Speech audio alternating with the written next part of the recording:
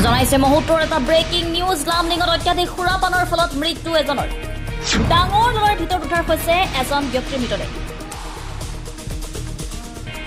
আজি লামডিং বজাৰ শিৱ মন্দিৰৰ ওচৰত থকা এটা ড্ৰেইনৰ ভিতৰত এজন অচিনাক্ত ব্যক্তিৰ মৃতদেহ উদ্ধাৰ হয়। স্থানীয় লোকে মৃতদেহটো প্ৰত্যক্ষ কৰি আৰক্ষীক খবৰ দিয়ে আৰু বৰ্তমানলৈকে মৃত ব্যক্তিজনৰ পৰিচয় উদ্ধাৰ হোৱা নাই। মৃত্যুৰ কাৰণ স্পষ্ট হোৱা নাই যদিও সুৰাপান কৰিয়ে নলাত পৰি মৃত্যু হৈছে নে আন কোনো সন্দেহজনক কাৰণ আছে সেয়া আৰক্ষীৰ তদন্তৰ পিছতহে স্পষ্ট হ'ব। আৰু এই ঘটনাই অঞ্চলটোত তীব্ৰ চাঞ্চল্যৰ সৃষ্টি কৰিছে। News desk report, live time Assam. যাব আছোঁ তেতিয়া মই অলপ আগতে মই ইয়াতে জামটো উঠাইছিলোঁ 2 দিন আগতে।